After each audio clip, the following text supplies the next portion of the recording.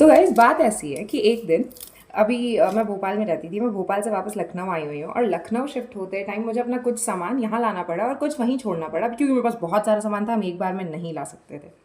तो उस सामान को आधा आधा करने के बाद जब हमने डिसाइड कर लिया कि ओके दिस इज़ द सामान जो हमें वहीं छोड़ना है, तो मैंने अपनी एक फ्रेंड से बातचीत कर ली थी कि भाई तू मेरा सामान रख लेना।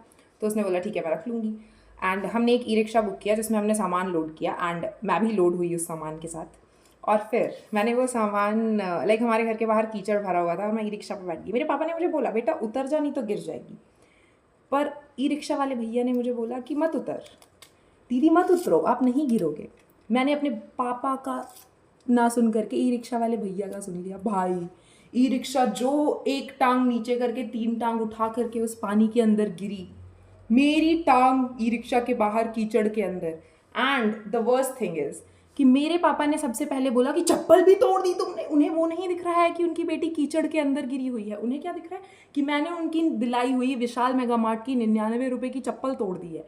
Can you imagine guys. और उसके बाद चलो ठीक है, उन्हें दिख रहा है कि मेरी आंखों में आंसू है, फिर भी वो चप्पल के बारे में ही पूछते चले जा रहे हैं कि तुमने चप्पल तोड़ दी, चप्पल तोड़ दी। मेरा भाई बोल रहा है बदतमीज कहीं की, गिर गई चप्पल तोड़ दी। मेरा दिमाग खराब हो गया। फिर मैंने अपनी आंखों में आंसू भरे रहे, मैं रोई नहीं, मैं गई अपनी दोस्त के घर, अपना सामान छोड़ करके आई, वापस आई। फिर मेरी मम्मी को मेरे पापा ने घर में घुसते ही सबसे पहले क्या बताया होगा, गेस करो।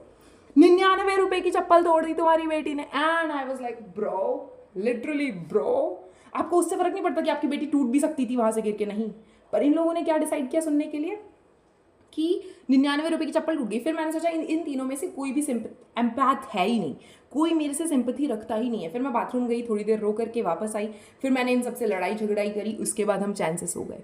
तो इन लोगों को कोई फर्क नहीं पड़ता भाई। इन लोगों के लिए 99 रुपए की चप्पल अपनी, जिसपे इन्होंने लगभग लाइफ भर में 80-90 लाख रुपए खर्च किया, उससे इन्हें कोई मतलब नहीं। इन्हें 99 रुपए की चप्पल से मतलब है गाइज। मेरे माँ बाप मुझे सौतेले लगने लगे हैं अब।